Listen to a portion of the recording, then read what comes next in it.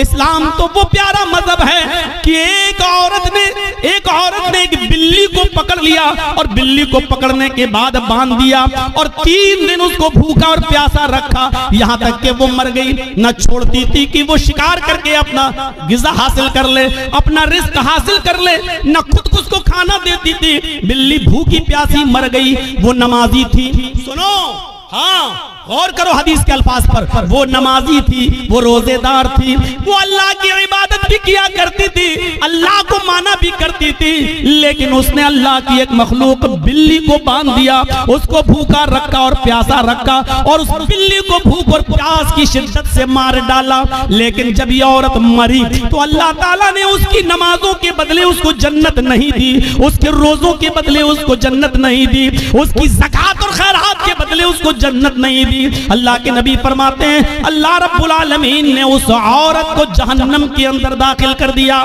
इसलिए कि उसने बिल्ली को भूखा और प्यासा रखा था और मार दिया। नमाज पढ़ लेने का नाम इस्लाम नहीं है, रोजा रख लेने का नाम इस्लाम नहीं है। इबादत है, ठीक है, लेकिन इस्लाम यह है कि तुम अल्लाह की मखलूक के साथ भी रहम करो। अल्लाह की मखलूक, अल्लाह की सृष्टि के साथ भी तुम्हें रहम का बर्ताव करना है। ये औरत बिल्ली को बांध के रखी थी, जब मरी बिल्ली तो मर गई भूखी प्यासी, लेकिन नमाज और रोजा रखने के बावजूद जन्नत की मुस्तहिक नहीं हुई। और बुखारी पढ़िए,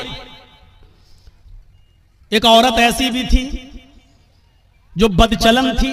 अब बदचलन का खुलासा नहीं करूंगा, आप समझ जाइए कि बदचलन किसको कहते हैं। बस दूसरे लफ्जों में कह दूं कि वो तवाइफ थी, क्योंकि हदीस में फाहिशा का लफ्ज मौजूद है, यानी जिस्म फरोश थी, पैसा लेती थी और अपना जिस्म बेचती थी, बदचलन थी, जानिया थी, बदकार औरत थी। उसने एक जंगल में एक कुत्ते को देखा जो गीली जमीन के पास बैठकर अपनी जबान से गीली जमीन को चाट रहा है, गोया कि वो प्यासा है और उस गीली जमीन से कुछ पानी लेना चाहता है, लेकिन गीली जमीन से पानी नहीं मिल रहा है। हदीस के अल्फाज हैं, उस औरत को उस कुत्ते पर रहम आ गया, उसने अपना मोजा उतारा, एक रिवायत में आता है उसने अपनी ओढ़नी, अपना दुपट्टा उतारा, उसने उस दुपट्टे को कुएं में डाला। एक हदीस में आता है कि उसने अपना मोजा, चमड़े का मोजा चलता था, वो चमड़े का मोजा उतारा, अपनी ओढ़नी में बांधा और उस ओढ़नी को चमड़े के मोजे के साथ जब कुएं में डाला तो कुएं का पानी उस मोजे में, उस चमड़े के सॉक्स में आ गया। पूरा मोजा उसने पानी से भर लिया और वो कुत्ते के पास आई और उसने पानी उस कुत्ते के मुंह के पास उलट दिया। कुत्ते ने अपनी जबान से चाट चाट कर वो पानी पी लिया। उस वक्त तक वो उसको पानी पिलाती रही जब तक कि वो कुत्ता प्यास की शिद्दत से उसकी प्यास बुझ नहीं गई, वो सैराब न हो गया और अपने आप दुम हिलाकर जाने लगा। गौर करो आए मुसलमानों, ये औरत बदचलन थी, ये औरत जानिया थी, ये औरत जिस्म फरोश थी, इसने नमाजें न पढ़ी थी, रोजा नहीं रखा था, लेकिन एक कुत्ते को पानी पिलाया।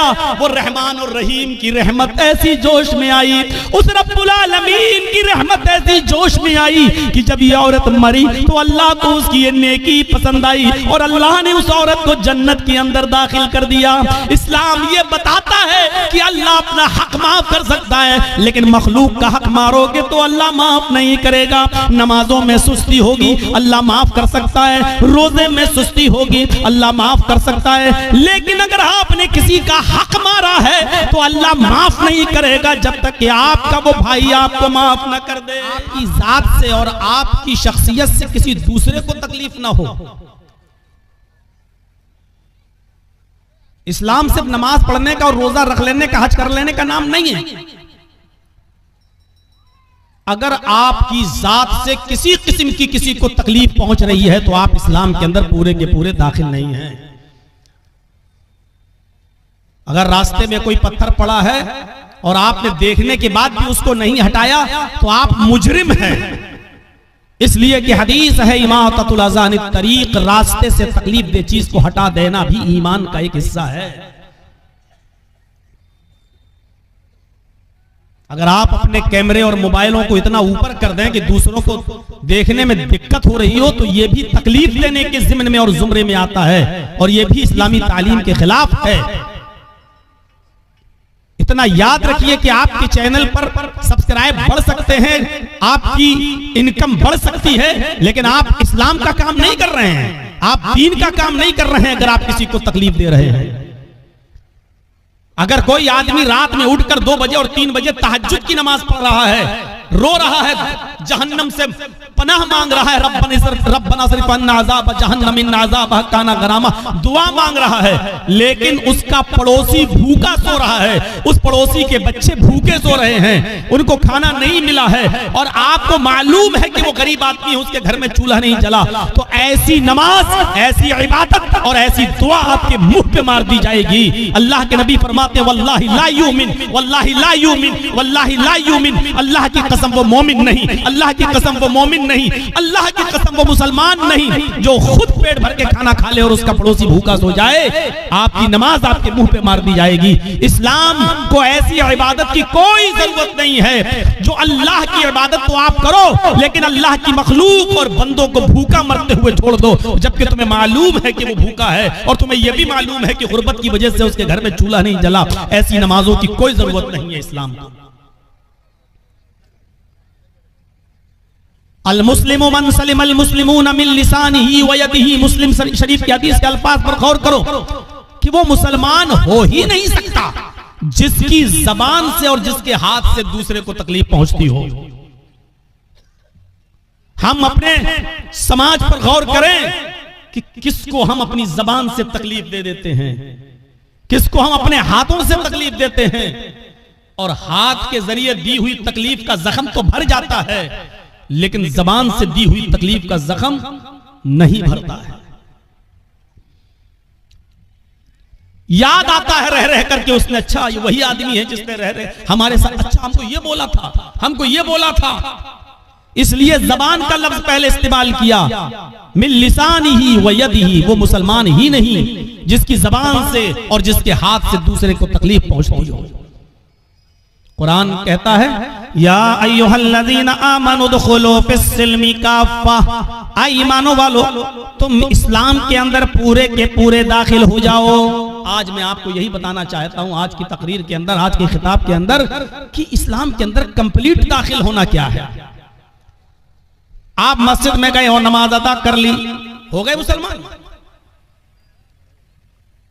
आपके ऊपर, आपके पास 5 लाख रुपया है, और उस 5 लाख रुपए पर 1 साल गुजर चुकी है।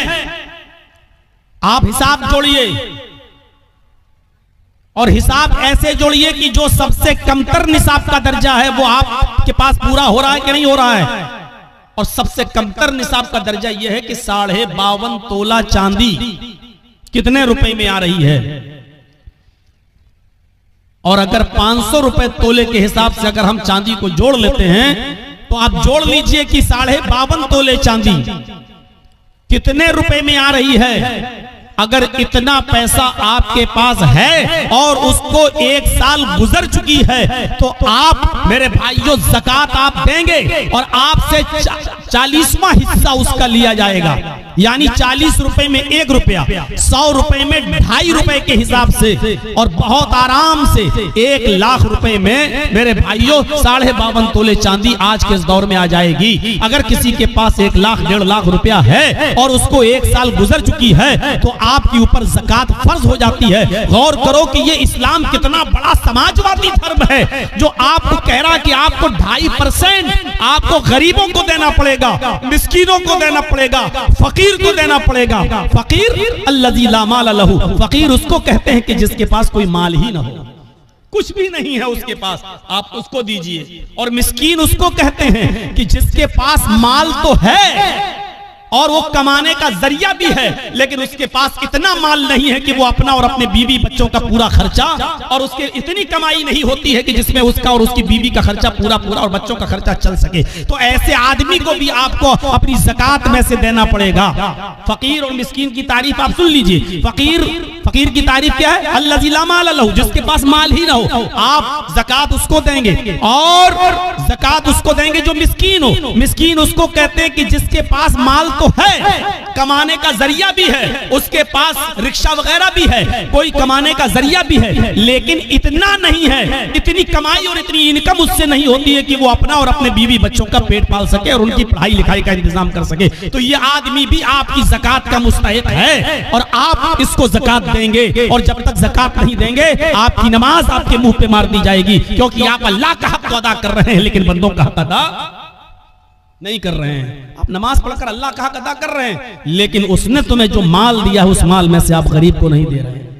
हर मुसलमान गौर करे और सुन लीजिए, अगर आपके पास 5 लाख रुपए है तो 2.5 लाख के हिसाब से जोड़ लीजिए, 12,500 रुपए आपके ऊपर ज़कात फर्ज हो गई। अब आप निकल रही है और ज़कात में आप माल ही देंगे। ये उलमा बैठे हैं, इनसे पूछ लीजिए, ज़कात में आप माल देंगे। आप ऐसा नहीं कर सकते हैं कि ज़कात का 10,000 रुपए का गल्ला लेकर आप गरीबों को बांट दें, 10,000 रुपए का गेहूं और चावल और कपड़ा लेके आप गरीबों को बांट दें। ये आपकी ज़कात अदा नहीं होगी। ज़कात में आप माल ही देंगे, क्योंकि अब आप उसको मालिक बनाएंगे अपने माल का, और फिर वो अपनी जरूरत के मुताबिक खर्च करेगा। आप उसको गेहूं दे रहे हैं, लेकिन उसको जरूरत है मेरे भाई अपने बेटे के इलाज के लिए, ये आप तय नहीं करेंगे कि आप गल्ला दें, चावल दें, गेहूं दें, क्या दें, ये वो तय करेगा। आप उसको पैसा दीजिए, आप उसको रकम दीजिए, ये वो तय करेगा कि उसको अपने पैसे को किस चीज में और किस ज़मीन में खर्च करना है, ये वो तय करेगा। ज़कात किसी इंसान को अपने माल का मालिक बनाने का नाम है। आप अपना पैसा किसी गरीब को देकर उसको मालिक बना दीजिए, वो अपने हिसाब से उसको खर्च करेगा। अब आप कहेंगे मौलाना साहब, अगर उसको चावल और गेहूं ना दे, वो शराब पी जाए तो ये उसका ईमान जाने, ये उसका दिल जाने, वो आप अपने कर्ज से और फर्ज से आप अदा हो जाएंगे। अगर वो ऐसा करता है तो आपको तो सवाब मिलेगा, लेकिन वो गुनाहगार होगा। और आपको अगर गेहूं और कपड़ा, चावल ये सब देना है तो ज़कात के अलावा मजीद आप सदका और खैरात जब करें तो उसमें से आप दीजिए, कोई नहीं रोकता है आपको, लेकिन ज़कात में आप उसको माल ही देंगे। तो मेरे प्यारे साथियों, इस्लाम के अंदर हमें पूरे के पूरे दाखिल हो जाएं, यही इस्लाम है। या इसी को अल्लाह तबारक व तआला ने फरमाया, या अय्युहल्लज़ीना आमनु दुखुलू फिस्सिल्मि काफ़ा, आई ईमानो वालो तुम इस्लाम के अंदर पूरे के पूरे दाखिल हो जाओ। ये इस्लाम नहीं है हम दूसरों को तकलीफ दें, हम दूसरों को परेशान करें, हम दूसरों के लिए मुसीबत बन जाएं। जानते हो तज़किरतुल हुफ़्फ़ाज़ में अल्लामा शमशुद्दीन ज़हबी रहमतुल्लाह अलैह ने एक वाक़या नकल किया है। जरा उस वाक़े की तरफ हम आपकी रहनुमाई करते हैं तो आपको पता चलेगा कि वाक़या क्या है। 2 सहाबा की दुकानें एक साथ थी, 2 सहाबियों की दुकानें एक ही साथ थी। होता है इधर भी चाय की दुकान, इधर भी चाय की दुकान, होता है इधर भी मोबाइल की दुकान, आपके पड़ोस में भी मोबाइल की दुकान, कंपटीशन चल रहा है। मेरे भाइयों, 2 सहाबी की दुकान और दोनों कपड़े की दुकान। और आओ मैं आपको बताऊं कि सच्चा मुसलमान कौन है। मुसलमान अपने आप को कह देना एक अलग बात है, लेकिन अपने आप को सच्चा मुसलमान बनाना ये बहुत बड़ी बात है। और आज हम आपको सच्चे आप मुसलमान तो हैं, लेकिन गौर करें कि सच्चे मुसलमान हैं या नहीं। आप मुसलमान के दावेदार तो हैं, लेकिन ये गौर करो कि हम सच्चे मुसलमान हैं या नहीं। 2 सहाबी की दुकान और दोनों कपड़े की दुकान। एक कस्टमर आया और एक सहाबी की दुकान पर पहुंच जाता है और उनसे कपड़ा खरीदता है, कपड़ा बेच दिया जाता है। उस जमाने में मोल भाव नहीं होता था, इतने का उतना दे दिया, क्योंकि इतना मांगा ही नहीं जाता था कि आदमी जरूरत से ज्यादा मांगे और फिर वो मोल भाव हो। और आज भी ये इंडियन पाकिस्तानी लोग जो सऊदी अरब में अंदर जो आज पहुंच गए, इन लोगों ने माहौल खराब करके रख दिया है वहां पर। वरना सऊदी अरब के अंदर भी मोल भाव नहीं हुआ करता था, जितना मांगा उतना दे दिया गया, क्योंकि वो ना ज्यादा डिमांड करते थे और ना ज्यादा पैसे। ये यहाँ के और पाकिस्तानी, बांग्लादेशी और इन लोगों ने जाकर वहां पर अपना इंडिया और पाकिस्तान वाला एशिया का फार्मूला इस्तेमाल किया कि ज्यादा मांगो, कम होते होते फिर हम इतने पे आ जाएंगे। तो ये अब चलने लगा है, पहले नहीं चलता था। मेरे प्यारे साथियों, उन दो सहाबियों की दुकान करीब करीब में थी। एक कस्टमर आया और उसने कपड़ा खरीदा और कपड़ा लेकर चला गया। थोड़ी देर के बाद दूसरा कस्टमर आया, वो भी इसी दुकान पर आया, उसने भी एक कपड़ा खरीदा और चला गया। थोड़ी देर के बाद एक तीसरा शख्स आया, वो भी इसी दुकान पर आया और उसने भी कपड़ा खरीदा और चला गया। थोड़ी देर के बाद चौथा कस्टमर इसी दुकान पर आता है, लेकिन दुकान वाला भी ये सोच रहा है, या अल्लाह मेरे पास तो 3 कस्टमर आ चुके हैं, मेरी इनकम तो इतनी हो चुकी है कि आज जो कमाई मुझे हासिल हुई, जो प्रॉफिट हुई, जो मुनाफा हुआ, जो लाभ हुआ, आज मेरे घर का चूल्हा जल जाएगा और मेरे बीवी बच्चे आज पेट भर कर खाना खा लेंगे। लेकिन मेरे पड़ोस में जो कपड़े की दुकान खोले हुए हैं, मेरा भाई, एक मुस्लिम भाई, मेरे ही बिरादरी का एक भाई जो दुकान खोले हुए, उसके पास एक भी कपड़ा नहीं बिका है, उसकी भी बीवी है, उसके भी बच्चे हैं। अगर आज उसका कपड़ा नहीं बिका तो उसके घर में चूल्हा कैसे जलेगा, उसके घर में खाना कैसे बनेगा? वो भी कसीरुल अयाल है, उसके भी बच्चे हैं, ज्यादा बेटे बेटियां हैं, उसके घर में भी चूल्हा जलना चाहिए। तो इस सहाबी ने चौथे कस्टमर से कहा, जो कपड़ा तुम खरीदना चाहते हो वो कपड़ा मेरे पास खत्म हो गया है, उससे भी अच्छी क्वालिटी का कपड़ा मेरे फला भाई की दुकान पर है, तुम पड़ोस में जाकर खरीद लो। इस आदमी को उसने उस दुकान की तरफ रेफर कर दिया और उस आदमी ने कपड़ा बेच दिया। थोड़ी देर के बाद एक और कस्टमर आया, इस सहाबी ने उस कस्टमर को भी उसकी दुकान पर भेज दिया और फिर नमाज पढ़ने के लिए चला गया। असर की नमाज का वक्त था, जब वो असर की नमाज पढ़ रहा था तो कह रहा था, इलाहुल आलमीन, झूठ बोलना तेरे नबी के कानून के खिलाफ है, तेरे नबी के फरमान के खिलाफ है। आय अल्लाह, मैंने झूठ बोला है, मुझे माफ कर देना। आए मेरे परवरदिगार, मेरे पास वो कपड़ा मौजूद था, लेकिन मेरे भाई की हमदर्दी ने मुझे अंदर से झिझोड़ दिया है, इसलिए मैंने ये कह दिया है कस्टमर से कि वो कपड़ा मेरे पास नहीं, मेरे भाई के पास है। आय अल्लाह, मेरे इस झूठ को तू झूठ में मत लिखना, क्योंकि तू अच्छी तरीके से जानता है कि मेरी नीयत झूठ बोलने की नहीं थी, बल्कि अपने भाई की हमदर्दी करने की थी, और मैं इसमें कामयाब हुआ। आय अल्लाह, अगर तुझे मेरी ये नेकी पसंद हुई हो तो तू इस नेकी को कबूल फरमा ले। आज के कंपटीशन के दौर में अपने गरीबानों के बटन खोलकर झांको और बताओ, ऐसा दुकानदार आज के जमाने में कौन है और कौन यहां से खड़ा होकर कह सकता है कि हम पक्के और सच्चे मुसलमान हैं? कोई एक उठकर बताए और ये कहे कि हम पक्के मुसलमान हैं और हम अपना कस्टमर दूसरे की दुकान पर भेज देते हैं, हम दूसरे के हमदर्द नहीं। दूसरे की दुकान पे आने वाला कस्टमर भी आप दूर से पुकार कर अपने पास बुला लेते हैं। अगर 2 रिक्शे वाले हैं तो 2 रिक्शे वाला, एक ने 20 मांगा, दूसरा कहता है हमसे 15 दे देना, हमारे रिक्शे पर बैठ जाओ, वो और कम कर लेता है। आज के इस कंपटीशन के दौर में हर मुसलमान अपने गरीबानों में झांक कर देखे और बताए कि कौन पक्का मुसलमान।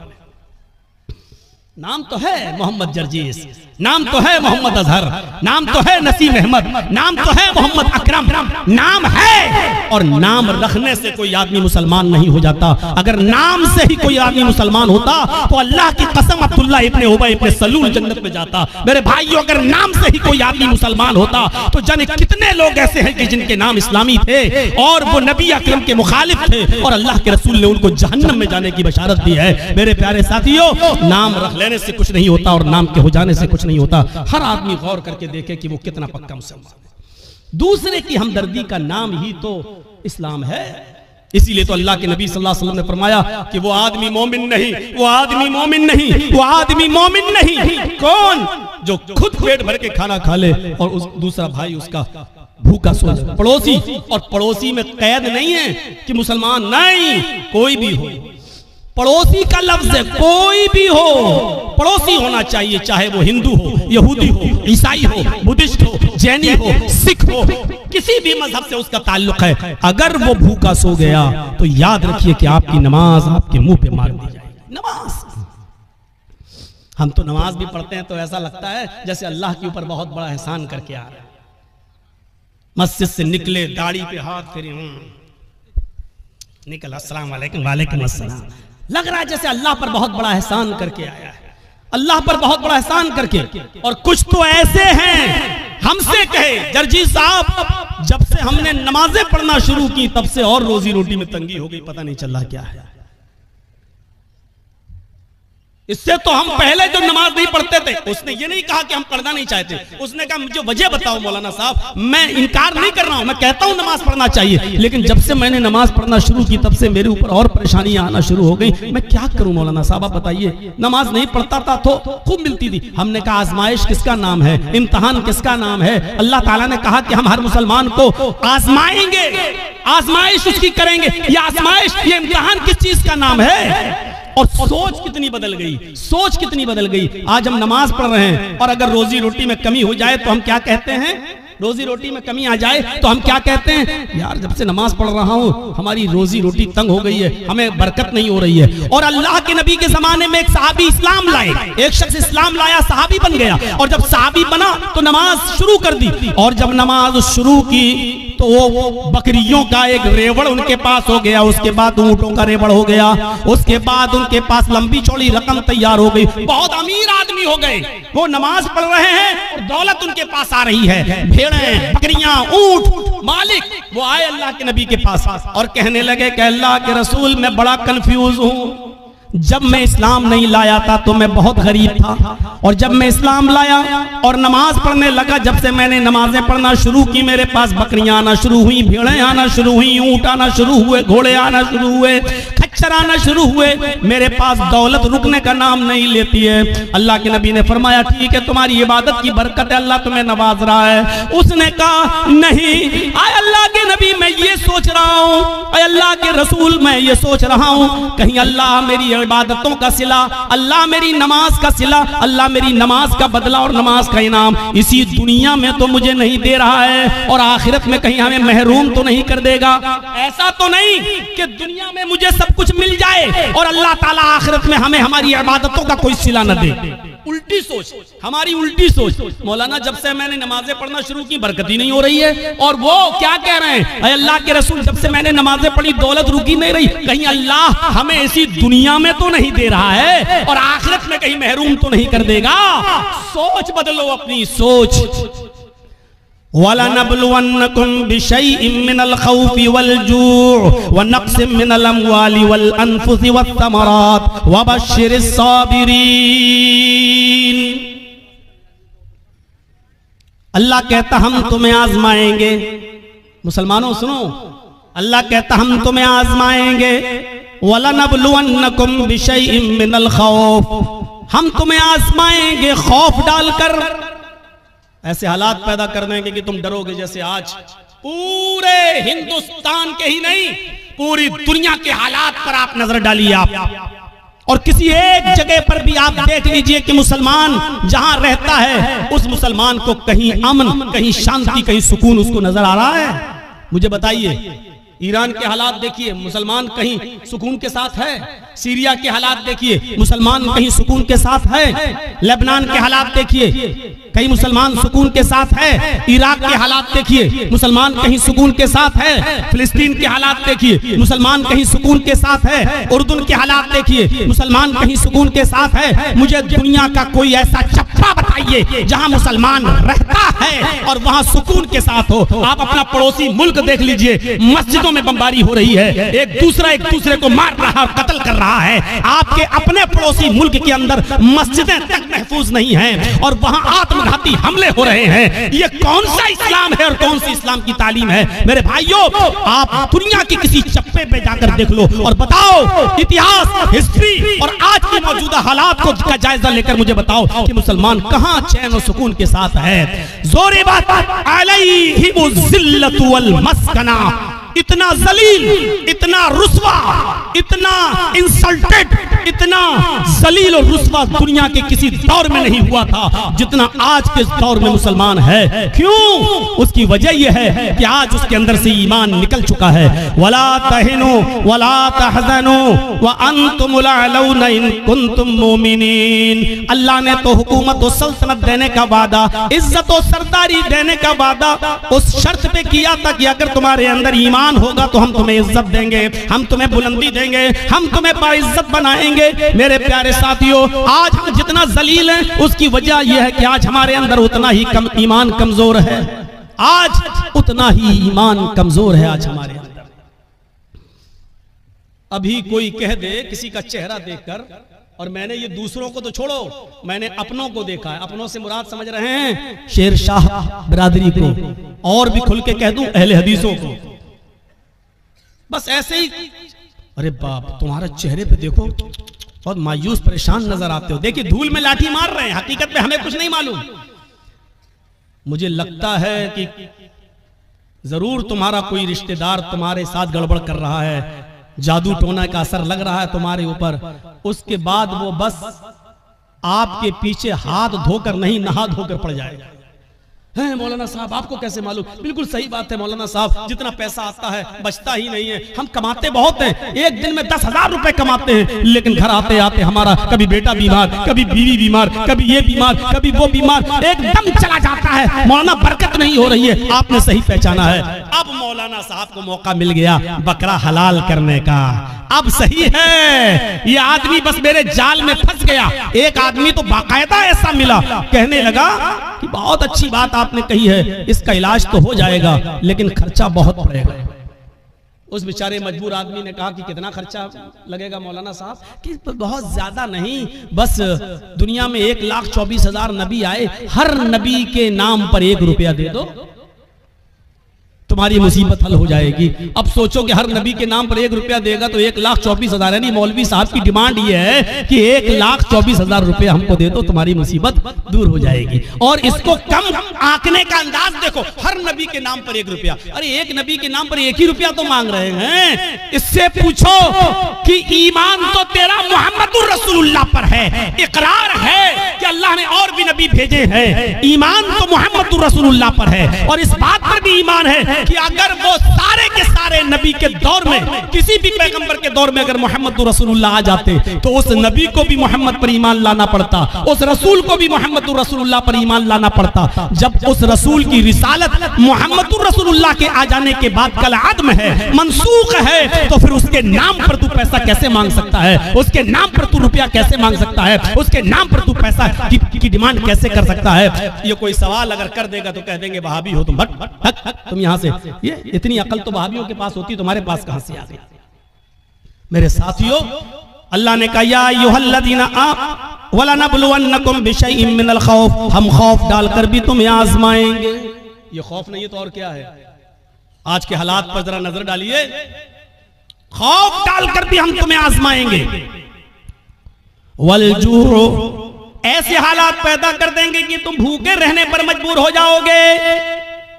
कारोबार फेल, सुबह खा लिया तो शाम को भूखे, शाम को खा लिया तो सुबह भूखे, भूख से तुम तड़पने लगोगे, हम तुम्हें भूखा रखकर भी आजमाएंगे। व नक्स मिनल अम्वाल, तुम्हारे मालों में नुकसान करके भी हम तुम्हें आजमाएंगे। वल अनफुस, तुम्हारी जानें लेकर भी हम तुम्हें आजमाएंगे। देखिए कैसी कैटेगरी बयान की अल्लाह ने, खौफ डालकर भी आजमाएंगे, भूखा मारकर, भूखा रखकर भी आजमाएंगे, तुम्हारे मालों में नुकसान पहुंचाकर भी तुम्हें आजमाएंगे, तुम्हारी जानें लेकर भी आजमाएंगे। वस्समरात, तुम्हारे फल फ्रूट, खेतियां बाड़ियां, खेत और सब्जियां बर्बाद करके भी हम तुम्हें आजमाएंगे। यानी तुम्हारे खेतों में नुकसान करके, जिसकी तुम पैदावार करते हो, मकई, चावल, धान, भुट्टा, जिन चीजों को तुम जमीन में उगाते हो, जमीन से पैदा करते हो, फल फ्रूट सब्जी की शक्ल में, अनाज की शक्ल में, हम इसको भी बर्बाद करके हम तुम्हें आजमाएंगे। इन तमाम शक्लों में हम तुम्हारा एग्जाम लेंगे, हम तुम्हारा इम्तिहान लेंगे। वबश्शिरिस साबिरीन, ऐ मोहम्मद सल्लल्लाहु अलैहि वसल्लम, मेरे जो बंदे इन तमाम चीजों में सब्र कर लें और अल्लाह के अलावा किसी और का दामन न थामें, अल्लाह के अलावा किसी और का दामन न पकड़ें। अल्लाह कहता है वबश्शिरिस साबिरीन, ऐसे लोगों को जन्नत की बशारत दे दो, ऐसे लोगों को जन्नत की खुशखबरी सुना दो। इन लोगों के लिए जन्नत है। हम मुसलमान बने फिर रहे हैं, खौफ बर्दाश्त नहीं कर सकते हैं, मालों में नुकसान हो जाए तो अल्लाह को दोष देने लगते, मैंने क्या बिगाड़ा है। काफिरों को मिले हुरो कसूर और मुसलमान को फकत वादे होर। दुनिया में सारी नेमतें बेनमाजियों, बेरोजगारों के पास मौजूद हैं और हमें कुछ नहीं मिल रहा है, हम इबादत कर रहे हैं तो और ज्यादा परेशानी। आप अल्लाह से शिकायतें करने लगते हैं। मेरे भाइयों, ये सबसे बड़ी जिहालत है हमारी, ये सबसे बड़ी जिहालत है हमारी हमें पक्का और सच्चा मुसलमान बनना है। हमें यह देखना है कि हम अल्लाह की इबादत के साथ साथ उसकी मखलूक का कितना हक अदा कर रहे हैं। अरे तुम तो इंसानों की बात करते हो और जर्जीस तुम तो पड़ोसियों की बात करते हो। इस्लाम तो ये कहता है कि किसी भी कबूतर को, किसी भी मुर्गी को, किसी भी जानवर को बांध कर उस पर निशाना ना लगाओ।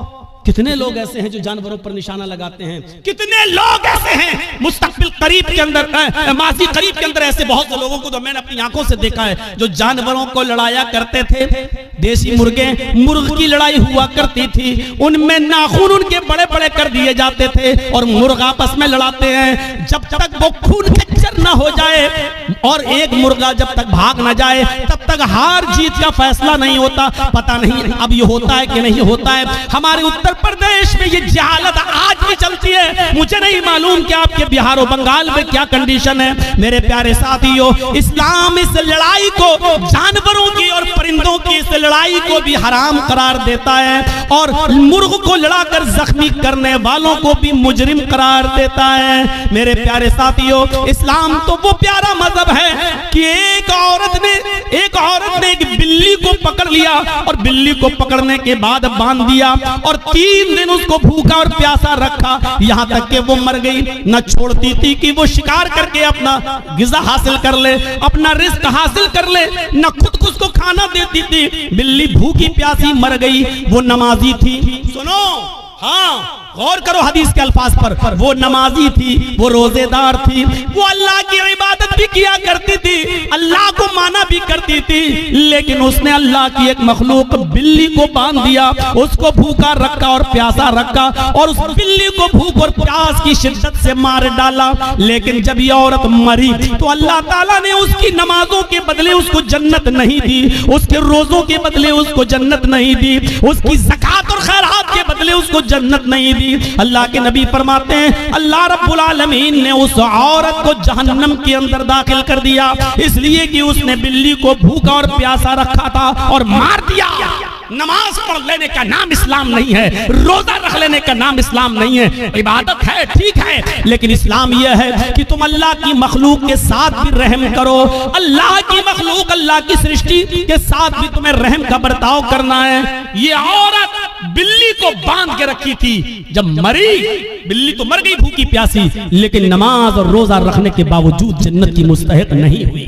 और बुखारी पढ़िए, एक औरत ऐसी भी थी जो बदचलन थी। अब बदचलन का खुलासा नहीं करूंगा, आप समझ जाइए कि बदचलन किसको कहते हैं। बस दूसरे लफ्जों में कह दूं कि वो तवाइफ थी, क्योंकि हदीस में फाहिशा का लफ्ज मौजूद है, यानी जिस्म फरोश थी, पैसा लेती थी और अपना जिस्म बेचती थी, बदचलन थी, जानिया थी, बदकार औरत थी।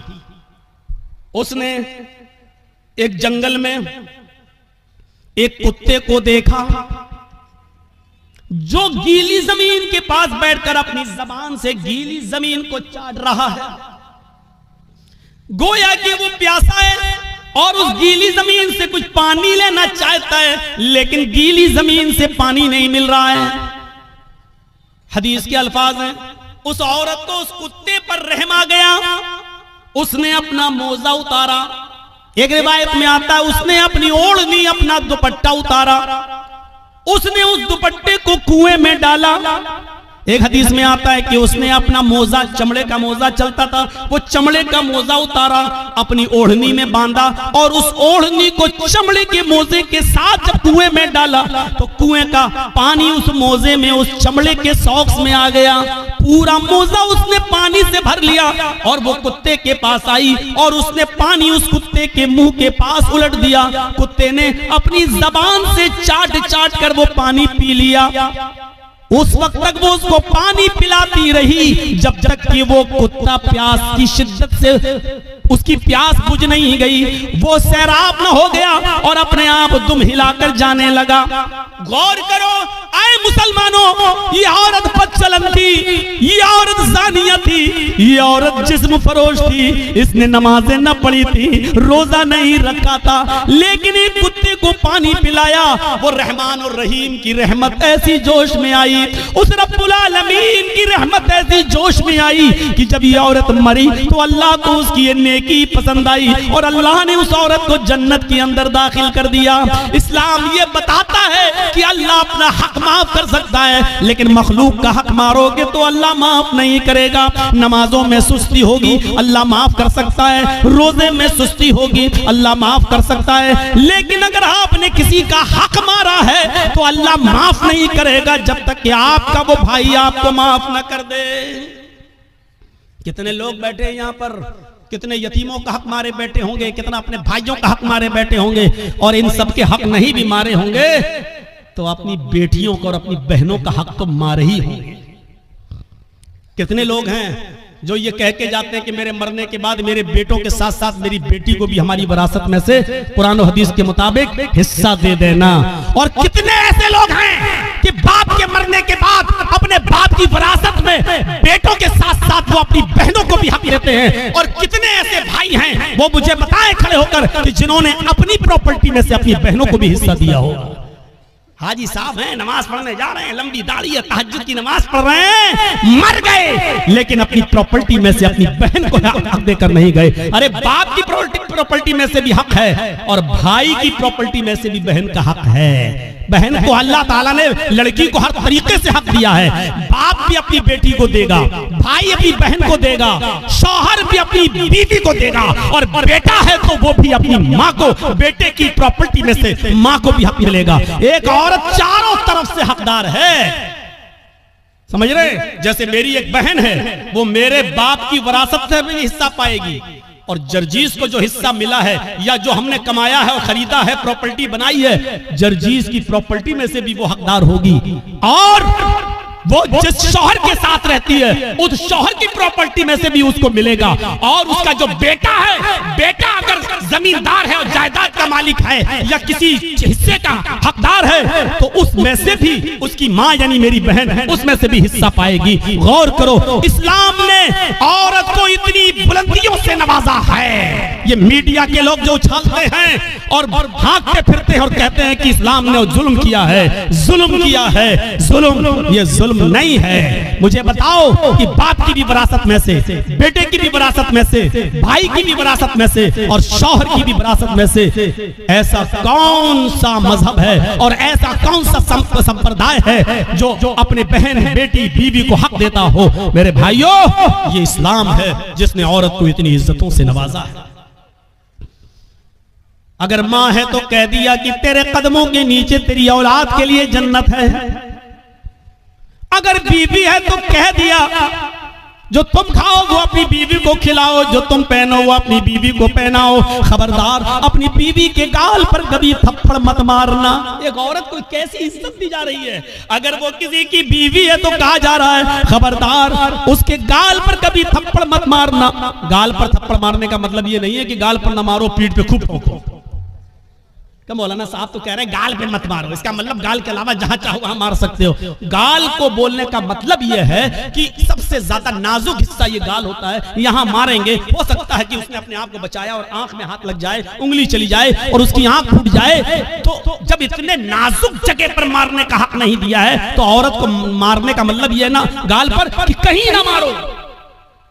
किसी कंडीशन में दिया है इजाजत, हम उस तरफ अभी नहीं जाना चाहते हैं, परमिशन दी है किसी कंडीशन में, लेकिन उसमें भी इतने एहतियात के साथ कि तुम हल्की फुल्की मार सकते हो, वो भी तब जब आपकी बीवी आपके मना करने के बावजूद और पंचायत का फैसला मानने के बावजूद भी आपके अलावा किसी दूसरे मर्द को अपने बिस्तर पे बुलाती है और उसके साथ रंग रलियां मनाती है और समझाने के बावजूद भी नहीं मानती है। तो अब एक आखिरी रास्ता यह है कि उसको हल्की फुल्की मार सकते हो, लेकिन उस वक्त भी गाल पर नहीं, और इतनी भी नहीं कि पीठ पर लकड़ी और डंडों के निशान बन जाएं, इतना भी नहीं। और जब आपकी इस मार से भी वो रास्ते पे ना आए तब आप तलाक के बारे में सोचें और उसमें भी मोहलत दी कि डायरेक्ट 3 तलाक मत दो, तलाक तलाक तलाक। डायरेक्ट उसको बंदूक की तीनों गोली उसके ऊपर मत धमक दो कि बेचारी की जान ही चली जाए। उस कंडीशन में भी बताया कि उसको एक तलाक दो जब वो हालत तोहर में हो, पाकी की हालत में हो, और फिर सोचने और समझने का मौका दो।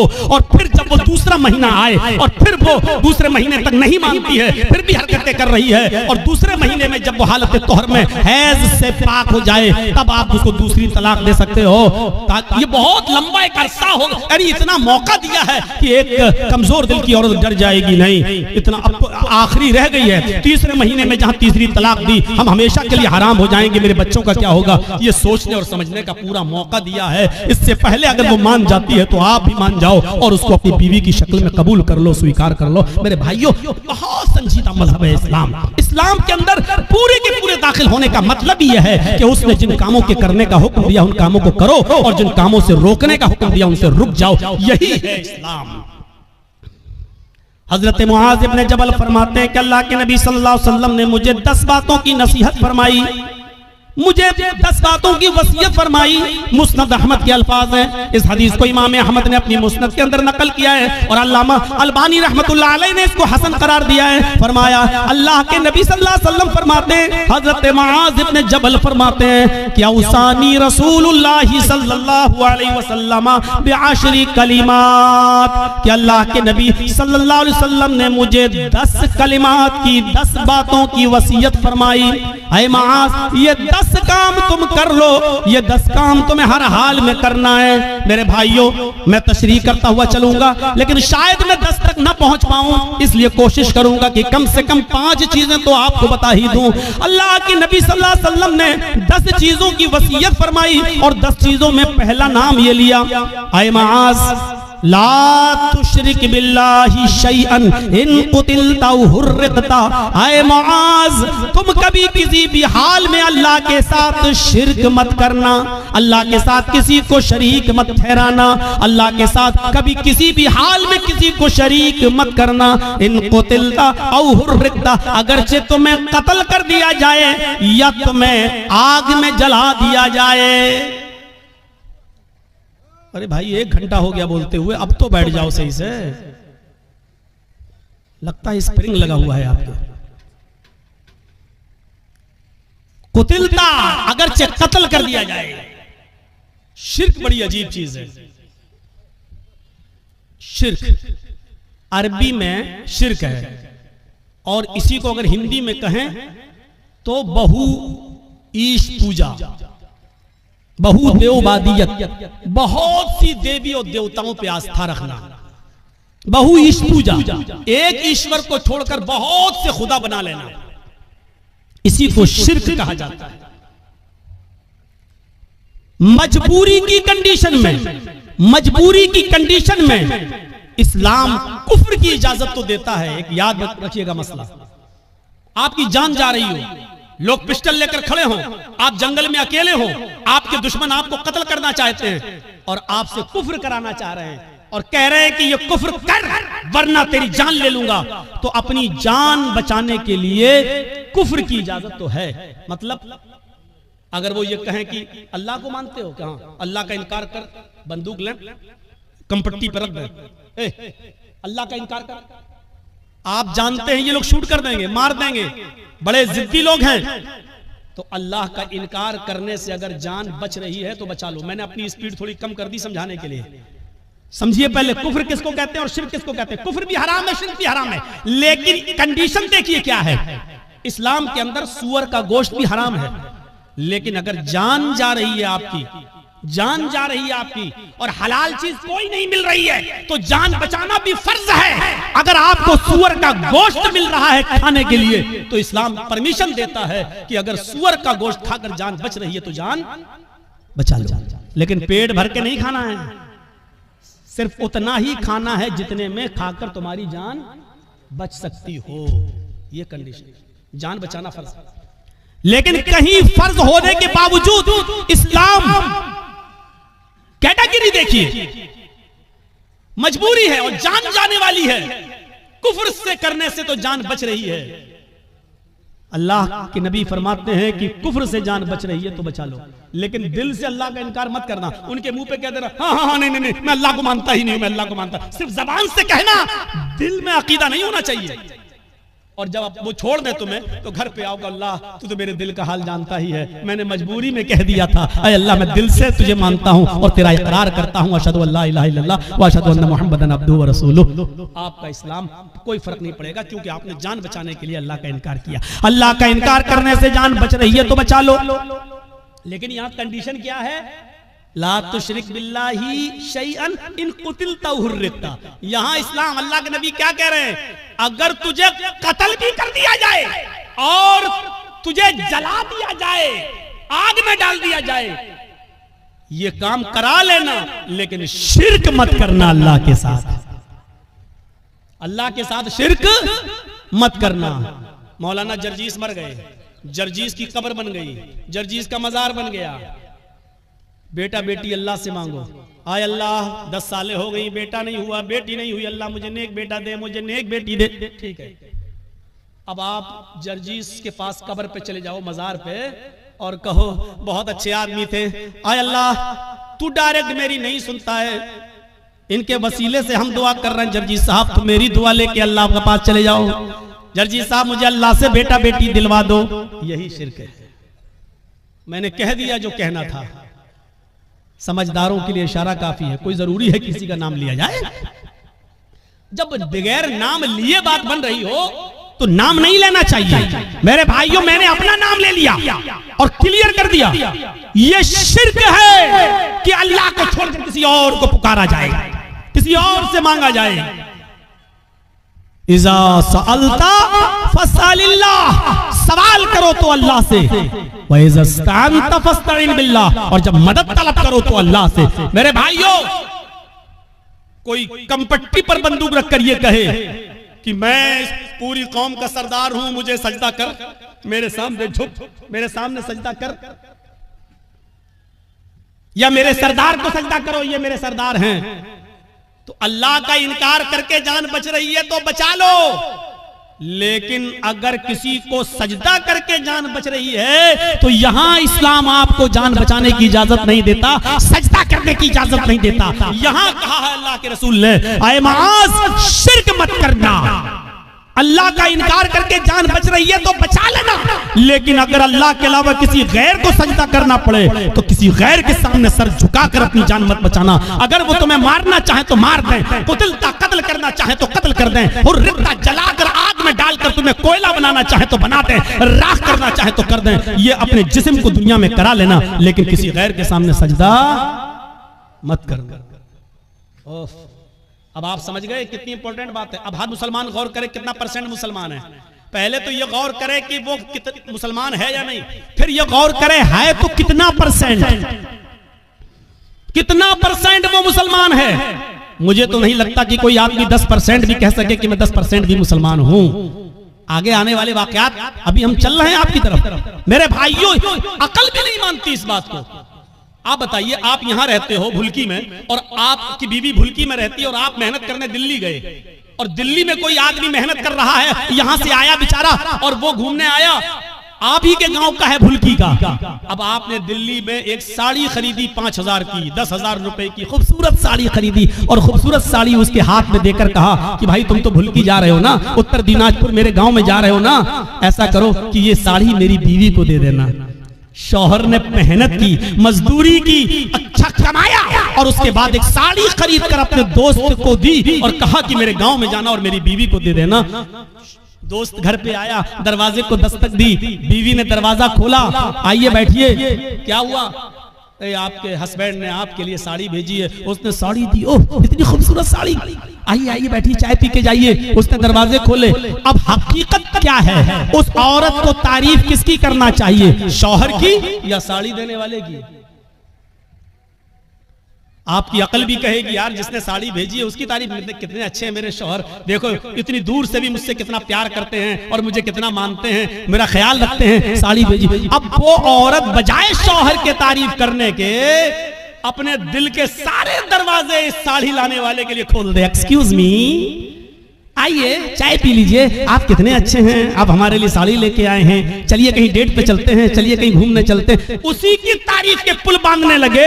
और शौहर को अगर पता चल जाए दिल्ली में बैठे हुए आज के इस कंप्यूटराइज्ड दौर के अंदर कि कमबख्त साड़ी मैंने भेजी और बेगैरत दिल दे बैठी साड़ी देने वाले को, वहीं से मोबाइल करेगा, फोन की घंटी बजेगी, बीवी उठाएगी, कुछ सुनेगा नहीं, कहेगा तलाक तलाक तलाक। कम बखत साड़ी मैं भेजू तारीफ दूसरे की कर रही है, साड़ी मैं भेजू घूम रही दूसरे के साथ। अल्लाह ने नबियों को भेजा, रसूलों को भेजा, पीरों को, वलियों को भेजा कि जाओ तुम मेरे दीन का प्रचार करो और इस्लाम की और तौहीद की दावत को बुलंद करो। बजाय इसके कि हम अल्लाह की हमदो सना बयान करें, उसी को मुश्किल कुशा माने, उसी को हाजत रवा समझें, अब हम अल्लाह को छोड़कर कहें कि तुम्हारे दर पे आया हूं, झोला झोली भर के जाऊंगा वरना मर के जाऊंगा। तो मेरे भाइयों, इससे बड़ी बेगैरती की बात क्या हो सकती है? जैसे एक शौहर अपनी बीवी की बेगैरती बर्दाश्त नहीं कर सकता, ऐसे ही अल्लाह भी इस बेगैरती को बर्दाश्त नहीं कर सकता कि बंदा मुझे छोड़कर मेरे ही हम ही तुम्हारे जैसे बंदों से मांगे। अरे तुमको खाने की जरूरत पड़ती है, उनको भी पड़ती है, तुम पीते हो वो भी पीते हैं, तुमको बुखार आता है उनको भी आता है, तुम्हें सर में दर्द होता है उनको भी सर में दर्द होता है, तुमको पेशाब पायखाने की जरूरत होती है उनको भी होती है। वो खुद हमारी रोजी रोटी के मोहताज हैं, वो खुद हमारे मदद के मोहताज हैं, वो तुम्हारी मदद क्या करेंगे? मेरे प्यारे साथियों, इस चीज को समझ लीजिए तो इस्लाम के अंदर पूरे के पूरे आप दाखिल हो जाएंगे। तो पहली चीज यहीं पर स्टॉप, ला तुशरिक बिल्लाहि शयअन इन कुतिलता व हुर्रिकता। पहली चीज काट दिया जाए, टुकड़े टुकड़े कर दिया जाए या जला दिया जाए, अपने आप को जला लेना, कटवा लेना, लेकिन गैरुल्लाह को सजदा न करना, शिरक मत करना, पहली चीज। दूसरी चीज, आइए नौजवानों तुम्हारे लिए बेहतरीन चीज, वला तउक़न्न वालिदैक व इन अमराका अन तख़रुज मिन अहलिका व मालिक। कभी किसी भी हाल में अपने पेरेंट्स की, अपने माँ बाप की नाफरमानी मत करना, उनके साथ बुरा सलूक मत करना, उनका दिल कभी मत दुखाना। आगे वाले जुमले मेरे भाइयों हमारी आंखें खोल देंगे। वही ना मरा का तखरुज मिन अहलिका व मालिक, अगर जे तुम्हें तुम्हारे वालिदैन, तुम्हें तुम्हारे माँ और बाप दोनों तुम्हारे घर से, अपने घर से नहीं, वो तो घर है ही, तुमने मेहनत करके जो घर कमाया है और बनाई है बिल्डिंग, और तुमने जो शादी की है, अगर वो तुम्हें हुक्म दें कि तुम अपने घर से निकल जाओ, तो अपने बाप का हुक्म मानते हुए तुम्हें अपना घर छोड़ना पड़ेगा। वो अहल, अगर वो कहें कि तुम अपने अहल वयाल, बीवी बच्चों को भी छोड़ दो और भागो यहाँ से, तो तुम्हें अपने माँ बाप की बात मानकर अपने बीवी बच्चों को भी छोड़ना पड़ेगा। ये एक अलग मसला है कि अगर बाप गलती पर हो और बेटे की गलती ना हो। मैं अभी इस तरफ नहीं जाना चाह रहा हूं, मैं सिर्फ ये बताना चाहता हूं कि माँ बाप का मकाम कितना बड़ा है और वालिदैन की अहमियत कितनी बड़ी है। अल्लाह के नबी कह रहे हैं, घर तुम्हारा, तुमने मेहनत करके कमाया बनाया, ठीक, लेकिन अगर तुम्हारे बाप कहे जर्जीस जाओ यहां से हटो, जर्जीस को अपनी कमाई वाला घर छोड़ना पड़ेगा बाप का हुक्म मानते हुए। ये तुम्हारी बीवी बड़ी नाफरमान है, अल्लाह की नाशुक्री है, छोड़ो इसको, चलो, हमें छोड़ना पड़ेगा। और इसकी एक मिसाल मैं आपको देना चाहता हूं, जरा सुनिएगा। हजरत इब्राहिम अलैहिस्सलातु वस्सलाम अपने बेटे इस्माईल अलैहिस्सलातु वस्सलाम से मुल्क शाम में मिलने के लिए गए। दरवाजे को दस्तक दी, उनकी बीवी ने दरवाजा खोला। जरा सुनिएगा, बड़ा दिलचस्प वाकया है, मैंने आहिस्ता स्पीड कम कर दी है ताकि आपको समझाऊं। इब्राहिम अलैहिस्सलाम अपने बेटे से मिलने गए, दरवाजे को दस्तक दी, बहू ने, बेटे की बीवी ने दरवाजा खोला, और जैसे ही दरवाजा खोला तो क्या देखती है, सामने एक बूढ़ा आदमी खड़ा है। अस्सलाम वालेकुम, का वालेकुम अस्सलाम। कहा मुझे इस्माईल से मिलना है। बीवी को नहीं मालूम कि ये मेरे ससुर हैं, लेकिन ससुर को मालूम है कि ये मेरे बेटे इस्माईल का घर है और ये उसकी बीवी है, लेकिन बता नहीं रहे कि मैं तुम्हारा ससुर हूं। कहा कि बेटी मुझे तुम्हारे हस्बैंड से मिलना है, मुझे तुम्हारे शौहर से मिलना है। कहा कि वो तो जंगल में शिकार करने गए हैं, घर में खाने पीने को कुछ नहीं था, इसलिए वो जंगल में चले गए, शिकार करके लाएंगे, शाम को गोश्त आएगा तब हांडी पकेगी। अच्छा, ऐसे हालात हैं तुम्हारे घर के? का बहुत बुरे हालात हैं, गौर करना जुमले पर। हाँ, बहुत बुरे हालात हैं। बेटी तुम्हारे घर की गुजर बसर कैसी चल रही है? तो जवाब दिया, बहुत बुरी, भूखमरी की नौबत है। सुबह खाने को मिल जाता है तो शाम को भूखे सोते हैं, और शाम को अगर खा लेते हैं तो सुबह भूखे उठते हैं और शाम तक कुछ नहीं मिलता। बहुत बुरी कंडीशन है मेरे घर की। इब्राहिम अलैहिस्सलाम जाने लगे कहने लगे बेटी जब तुम्हारे हस्बैंड घर पे आ जाएं, अब सुनो, जब तुम्हारे हस्बैंड घर पे आ जाएं तो उनसे कहना कि एक ओल्ड मैन आया था, एक बूढ़ा आदमी तशरीफ लाया था, उसने तुम्हें सलाम कहा है और कहा है कि अपने घर की चौखट बदल दो, तुम्हारे घर की चौखट ठीक नहीं है। चौखट समझते हैं ना, वो घर का मेन गेट का जो दरवाजा होता है, चौखट जिसमें आदमी अंदर घुसता है घर के दरवाजे से, वो चौखट। अपने हस्बैंड से कहना कि तुम्हारे घर की चौखट अच्छी नहीं है, ठीक नहीं है, इसको बदल दो। ये कहकर इब्राहिम अलैहिस्सलाम चले गए और उनकी बीवी घर की चौखट देख रही है कि बुढ़ा सटिया गया क्या, ये बुढ़े को पागल है क्या, कितनी अच्छी चौखट है, मजबूत चौखट है, गर्मियों में हवा आती है, सर्दियों में धूप आती है, और कह रहा है कि तेरी चौखट खराब है, ये बुढ़ा सटिया गया। शाम को जब इस्माइल अलैहिस्सलाम घर पे आए, और नौजवानों सुनो, अपने माँ बाप को खून के आंसू रुलाने वालों, अपनी माँ को रुलाने वालों, अपने बाप को सताने वालों, सुनो, इब्राहिम अलैहिस्सलाम का बेटा इस्माइल जब घर पे आया गोश्त लेकर, बीवी बनाने लगी, वो बनाते बनाते कहने लगी इस्माइल आज एक बुढ़ा आदमी आया था। इस्माइल अलैहिस्सलाम ने कहा अच्छा कोई जरूरत रही होगी बेचारे को। कहा नहीं, उसने तुम्हें सलाम कहा है, समझ गए कि सलाम अगर कहा है तो वो मेरा बाप है। कहने अच्छा ऐसी ऐसी शक्ल थी कि जी बूढ़ा आदमी आया था, जी सलाम कहा मुझे, जी। कहा अच्छा और क्या कहा? कहा उसने मुझसे कि अब जब तुम्हारे शौहर घर पे आ जाएं, हस्बैंड घर पे आ जाएं, तो उनसे कहना कि तुम्हारे घर की चौखट ठीक नहीं है, उसको बदल दो। बुढ़ा सटिया गया था। इस्माइल अलैहिस्सलाम ने कहा अच्छा उसने कुछ पूछा था तुमसे? कहां पूछा था कि घर में गुजर बसर कैसी चल रही है, तो मैंने कह दिया कि अच्छी नहीं चल रही, जो सच्चाई थी बता दी, सुबह खा लो तो शाम को नहीं मिलता, शाम को खा लो तो सुबह नहीं मिलता। उन्होंने कहा बस यही तुम्हारा जुमला सुनकर, यही वर्ड सुनकर उन्होंने कहा कि अपने घर की चौखट बदल लो। क्या मतलब? कहा मेरी बीवी, उन्होंने जब ये देखा कि तुमने अल्लाह का शुक्र अदा नहीं किया, जब पूछा कि घर की गुजर बसर कैसी चल रही, तो तुम्हें कहना चाहिए था कि अल्हम्दुलिल्लाह, अल्लाह ने मुझे जिस हाल में रखा है अल्लाह का शुक्र है, बस जिंदा हूँ, और अल्लाह मुझे जिस हाल में भी रखे मैं हमेशा उसके दिए हुए रिस्क पर खुश हूँ। वो जिस हाल में भी मुझे रखता है मैं उसकी दिए हुए रिस्क पर मैं राजी हूँ और खुश हूँ। तुम्हें ये जुमले कहना चाहिए था, लेकिन तुमने अल्लाह की नाफरमानी कर दी। तुमने ये कह दिया कि मुझे अच्छी जिंदगी नहीं मिल रही है, मैं बड़ी तंगदस्ती में अपनी जिंदगी गुजार रही हूँ। मेरे बाप ने सोच लिया कि तुम अल्लाह की नाफरमान बंदी हो। आए मेरी बीवी, उन्होंने घर की इस चौखट को बदलने के लिए नहीं कहा है, जो घर की चौखट है, ये दरवाजे के ऊपर जो चौखट है, इसको बदलने के लिए नहीं कहा है, उन्होंने चौखट बदलने के लिए कहा है। इसका मतलब ये है कि उन्होंने अपनी बीवी बदलने के, उन्होंने मेरी बीवी बदलने की बात कही है। उन्होंने इशारा किया है ऐसी अल्लाह की नाफरमान बीवी को अपने घर में तुम मत रखो। क्यों ऐसी औरत को अपने घर में रख रहे हो जो अल्लाह की नाशुक्रगुजार बंदी है? लिहाजा तुम अल्लाह की शुक्रगुजार बंदी से निकाह करो, नाशुक्र औरत को तलाक दे दो। आए मेरी बीवी, मैं अपने बाप का हुक्म मानकर तुम्हें तलाक देता हूँ, क्योंकि मैं अपने बाप की नाफरमानी नहीं कर सकता। तुम मेरी ज़ौजियत से बेदखल हो रही हो, मैं तुम्हें छोड़ रहा हूँ, मैं तुम्हें तलाक दे रहा हूँ। उस जमाने में तलाक का जो प्रोसीजर था, उस हिसाब से उन्होंने तलाक देकर अपनी बीवी को जुदा कर दिया, अपने बाप की बात मानते हुए। आज के जमाने में कोई लड़का अपने बाप की बात मानेगा? अरे बाप की बात तो छोड़ो, शादी के 2-4 महीने के बाद वो ऐसा बीवी का गुलाम होता है कि फिर अपनी अम्मा से कहता है चुप चुप चुप, तू नहीं समझेगी। कोई बात हो रही है, कहता है तू नहीं, तू बीच में क्यों बोलती है, तू नहीं समझेगी। उसको कह रहा है कि तू नहीं समझेगी, उस माँ से जो बचपन में तेरे रोने से समझ जाती थी कि तू दूध के लिए रो रहा है या तेरे कांधे में या पेट में दर्द है, जो बचपन में तेरी चीख और तेरे रोने की आवाज से पहचान लेती थी कि तुझे भूख लगी है या तेरे जिस्म के किस हिस्से में दर्द है। तो उस डॉक्टर से, अल्लाह की कसम, माँ से बड़ा कोई डॉक्टर दुनिया में पैदा नहीं हुआ। कितनी भी बड़ी वो MBBS और MS और MD की डिग्री ले ले, माँ से बड़ा कोई डॉक्टर नहीं है, क्योंकि माँ पहचानती है कि बेटा ये रो रहा है तो इसके रोने में भूख छिपी है या कहीं दर्द छिपा है।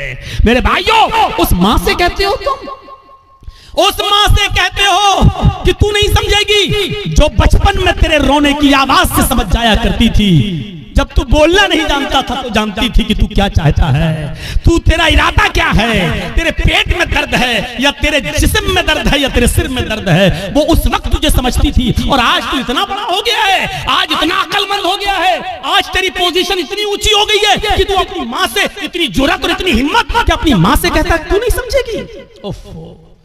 हजरत इब्राहिम अलैहिस्सलाम ने दूसरी शादी कर ली, फिर 1-2 साल के बाद फिर अचानक घर में आए इब्राहिम। इस्माइल फिर शिकार खेलने के लिए गए थे, दरवाजे को दस्तक दी, वो दूसरी बीवी निकली, दरवाजा खोला, कहिए चाचा कैसे आना हुआ? कहा मुझे तुम्हारे हस्बैंड से मिलना है। कि वो तो नहीं है, जंगल में गए शिकार करने के लिए। अच्छा, तुम कैसे रह रही हो? अल्हम्दुलिल्लाह, गुजर बसर कैसी चल रही है? अल्लाह का शुक्र है, अल्लाह ने जिस हाल में भी रखा है हर हाल में अल्लाह की तारीफ है। फरमाया मेरी बेटी जब तुम्हारे शौहर घर पे आ जाएं तो उनसे कहना कि एक बूढ़ा आदमी आया था, उन्होंने सलाम कहा है और चलते चलते उसने ये वसीयत नसीहत की है कि अपने घर की चौखट को बरकरार रखना, इसको बदलने की जरूरत नहीं है। घर की चौखट ठीक है, ये औरत भी कहती है बुढ़ा सटिया गया, बदलने की तो कोई बात ही नहीं हो रही है। इस्माइल अलैहिस्सलाम जब घर पे आए तो बीवी ने पूरी बात बताई। इस्माइल अलैहिस्सलाम खुश होकर कहने लगे मेरी बीवी वो मेरे बाप थे और घर की चौखट तुम हो। उन्होंने कहा बरकरार रखना, इसका मतलब यह कि अपनी बीवी को अच्छी तरीके से रखना, ये अल्लाह की बड़ी नेक और फरमाबरदार बंदी है। बाप की तमन्ना ये होती थी कि हमें जो है मेरे बेटे को अच्छी बहू बीवी मिले, मुझे अच्छी बहू मिले। और जहां बेटों के हक हैं बाप के ऊपर, वहां हक एक ये भी है कि वो अच्छी और दीनदार लड़की से शादी कराए। आज किन से शादियां करा रहे हो अपनी बेटियों की? माँ बाप। पहली बात तो माँ बाप को बेचारों को तो अब देखने का मौका ही नहीं मिलता है। अब तो लड़के और लड़कियां खुद ही सेट कर लेते हैं। अब तो माँ बाप बेचारे उनकी बात मान लेते हैं, अगर नहीं मानेंगे तो ये लड़की मेरी बेटी मेरी नाक कटा के रख देगी और मुझे बदनाम कर देगी, इसलिए जहां चाह रही है वहां कर दो बस। तो ये है तो मेरे भाइयों हम गौर करें, जहां थोड़ी बहुत इंसानियत बाकी है, थोड़ा बहुत दीन बाकी है, जहां की औलाद आज भी शादी के मामलात अपने माँ बाप के ऊपर छोड़ देते हैं, वो जरा गौर करें उनके माँ बाप की अपने बच्चों की शादियां किस जगह करा रहे हैं। हजरत उमर फारूक के पास एक शख्स आया, अपने बेटे की शिकायत करने लगा कि मेरी औलाद ऐसी, मेरा बेटा ऐसा, मेरा कहना नहीं मानता। हजरत उमर फारूक ने उसके बेटे को बुलाया और बाप के सामने इतना डांटा कि तुम्हें शर्म नहीं आती? अपने बाप को सताते हो, अपने बाप की नाफरमानी करते हो, अपने बाप को रुलाते हो, तुम्हें शर्म आनी चाहिए। बहुत कुछ डांटने के बाद बेटे ने कहा कि अमीरुल मोमिनीन हो गई बात? कहा मैंने तुम्हें समझा दिया है कि आपने बेटे का हक तो बता दिया, बेटों के ये बाप के साथ ये करें ठीक है, लेकिन बाप के ऊपर भी बेटे का कुछ हक है कि नहीं? हजरत उमर ने कहा हाँ है। जब वो पैदा हो तो उसको अच्छी तरबियत दे, 7वें दिन उसका अकीका करे और अच्छा नाम रखे, और जब बेटा बड़ा हो जाए तो उसकी दीनदार अच्छे घराने में, नेक घराने में उसकी शादी करा दे। ये है बाप का हक औलाद पर। तो उस बच्चे ने कहा, लड़के ने, अमीरुल मोमिनीन मेरे बाप से पूछो इसने इन तीनों कामों में से कौन सा काम मेरे साथ किया है? जब मैं पैदा हुआ 7वें दिन का था तो मेरा अकीका नहीं किया। नाम मेरा रखा, तो जानते हो इसने नाम मेरा क्या रखा? अरबी में ऐसा लफ्ज बताया जिसका उर्दू में तर्जमा होता खटमल। इसने मेरा नाम रखा खटमल। और तीसरा, जब मैं बड़ा हुआ तो शादी करा दी एक मजूसी लड़की के साथ, एक अनपढ़ जाहिल गवार जो जानती नहीं है कि शौहर का हक क्या है, इसने एक नाफरमान औरत के साथ मेरी शादी करा दी। तीनों काम इसने नहीं किए। फिर हजरत उमर फारूक ने बाप को डांटा, कहा बेटे की शिकायत करते हो, अपनी गलती नहीं बताते हो कि तुम्हारी गलती क्या है? तुमने जब अपनी औलाद का हक अदा नहीं किया तो अब भुगतो, देखो, और अब ये सारे जुल्म और ज़्यादती सहो, अब तो तुम्हें सहना पड़ेगा। मेरे भाइयों, एक सहाबी रसूल हैं, अपनी माँ को खाने काबा का तवाफ करा रहे हैं, उनकी माँ पैरों से लंगड़ी है। अल्लामा हेस्मी ने अपनी किताब मजमूउज़ ज़वाइद के अंदर इस वाक़े को नकल किया है, जरा गौर से सुनिएगा। उनकी माँ आंखों से अंधी है, पैरों से लंगड़ी है, बूढ़ी है। कहने लगी बेटा मुझे खाने काबा का तवाफ करा दे, मेरे बेटे मुझे उम्रा करा दे, मेरे बेटे मैं तवाफ करना चाहती हूँ। उसके बेटे ने अपनी माँ को पकड़ा और खाने काबा तक ले गया, सवारी का इंतजाम किया और ले गया। और खाने काबा पहुंचने के बाद वो चूंकि पैरों से लंगड़ी थी, आंखों से अंधी थी, इसलिए वो चल नहीं सकती थी। इसलिए बेटे ने उसको अपनी पीठ के ऊपर लाद लिया। इस जमाने में व्हील चेयर चलती हैं, उस जमाने में व्हील चेयर भी नहीं थी। उसने अपने कांधे पर, अपनी पीठ पर अपनी माँ को लाद लिया। उसने 1 चक्कर पूरा किया, 2 चक्कर पूरे किए, 3 चक्कर पूरे किए, 4 चक्कर, 5 चक्कर, और 5वें चक्कर को पूरा करने के बाद जब 6ठा चक्कर लगाने लगा तो उसकी मुठभेड़ हो गई। वो टकरा गया हजरत उमर फारूक रज़ियल्लाहु ताला अन्हु से, अपनी पीठ पर अपनी माँ को लादे हुए, और अपनी माँ अपने हजरत उमर से टकरा गया। हजरत उमर ने कहा ठीक ठीक ठीक चलिए, सलाम हुआ, सलाम अलैकुम, वालेकुम अस्सलाम। जब उसने 6 चक्कर 7 चक्कर पूरे कर लिए तो हजरत उमर के फारूक के पास आया। हजरत उमर ने कहा माशाअल्लाह, अपनी माँ की बड़ी खिदमत कर रहे हो तुम। इस बूढ़ी माँ को तुमने तवाफ कराया अपनी पीठ पर लाद कर। ये हंसते हुए कहने लगा, अमीरुल मोमिनीन, मेरी माँ आंखों से अंधी है, इसलिए बर्तन में खुद धुल देता हूँ। मेरी बीवी नहीं है, मेरी माँ इसी कपड़ों में लैट्रिन और पेशाब कर लेती है, इसलिए कि वो लंगड़ी है, वो चल नहीं पाती है, और जब मैं घर पे नहीं होता हूँ तो इसी में वो गंदगी कर लेती है। अमीरुल मोमिनीन, मैं अपनी माँ का पेशाब और पैखाना भी साफ करता हूँ, अपने माँ के कपड़े भी धुलता हूँ, और आज मेरी माँ ने कहा कि मुझे तवाफ करा दे तो मैं उसको यहाँ तक ले आया और मैंने अपनी पीठ पर लाद कर अपनी माँ को तवाफ भी करा दिया। अय अमीरुल मोमिनीन, क्या मैंने अब भी अपनी माँ का हक अदा नहीं किया? क्या मेरी जिम्मेदारी पूरी हो गई? क्या मैंने अपनी माँ का हक अदा किया या नहीं? हजरत उमर फारूक की आंखों में आंसू आ गए और रोते हुए कहने लगे, चलो यार जाओ अपने घर और अल्लाह की इबादत में अपनी जिंदगी गुजारो। उसने पीछा करते हुए कहा, अमीरुल मोमिनीन, मैंने मसला पूछा है, आपको जवाब देना होगा। फरमाया, क्या पूछते हो? कहा, ये बताओ, मैं पेशाब साफ करूं, पैखाना साफ करूं, अपने माँ के कपड़े धुलूं, अपने हाथ से खाना बनाऊं, अपने हाथ से माँ को खाना खिलाऊं, अपनी पीठ पर लाद कर मैं खाने काबा का तवाफ कराऊं, परिक्रमा कराऊं, क्या इसके बाद भी मैंने अपनी माँ का हक अदा किया या नहीं किया? हजरत उमर कहते हैं, सुन, जब तुझे तेरी माँ जन रही थी, जब तुझे तेरी माँ पैदा कर रही थी, जब अपने पेट से तुझे बाहर कर रही थी, उसको जो दर्द हो रहा था, जो लीवर पेन हो रहा था, उसको जो दर्द हो रहा था तुझे जनते वक्त, तुझे पैदा करते वक्त, और उस दर्द में जो उसने पहली आह निकाली, जो उसने दर्द में पहली आवाज निकाली, आह, उसने अपनी जबान से जो पहला जुमला अदा किया, आह, जो उसने आह की आवाज निकाली, आए मेरे दोस्त, अभी तो तूने अपनी माँ की पहली आह का भी हक अदा नहीं किया, तू उसकी पूरे जीवन का और पूरी लाइफ का और पूरी जिंदगी का हक अदा क्या करेगा? अभी तो तूने उसकी पहली चीख का भी हक अदा नहीं किया, उसकी जिंदगी के हक के बारे में पूछता है, कहता हूं क्या? अभी तो एक आह का भी हक अदा नहीं हुआ। ये है माँ का मकाम, ये है माँ का मर्तबा, ये है माँ का दर्जा। अगर आप नमाज पढ़ते हैं लेकिन आपकी माँ आपसे खुश नहीं है तो बेकार है आपकी नमाज। आप रोजा रखते हैं, आपकी माँ आपसे नाराज है तो बेकार है आपके रोजे। आप कितनी भी इबादतें कर लें, कितनी भी अल्लाह की पूजा पाठ कर लें, कितनी भी कुरान की तिलावत कर लें, लेकिन आपके माँ और बाप आपसे नाराज है तो आपकी इबादतें आपके मुंह पे मारी जाए।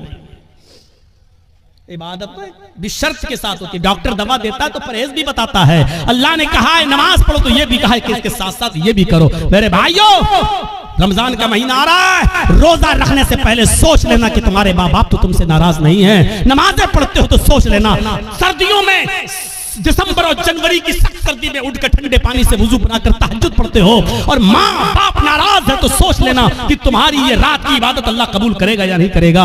इन चीजों पर जरा गौर करना। 2 चीजें हो गई, तीसरी चीज पर आई है। हर एक चीज ऐसी है कि जिस पर 2-2 घंटे बोला जा सकता है, लेकिन मैं मुख्तसर करते हुए आगे चल रहा हूं। तीसरी चीज पर गौर कीजिए, वला ततरुकन्न सलातन मक्तूबतन मुतअम्मिदन फ़इन्न मन तरक सलातन मक्तूबतन मुतअम्मिदन फ़क़द बरिअत मिन्हु ज़िम्मतुल्लाह। कभी भी किसी भी हाल में फर्ज नमाज मत छोड़ना, किसी भी हालत में फर्ज नमाज मत छोड़ना।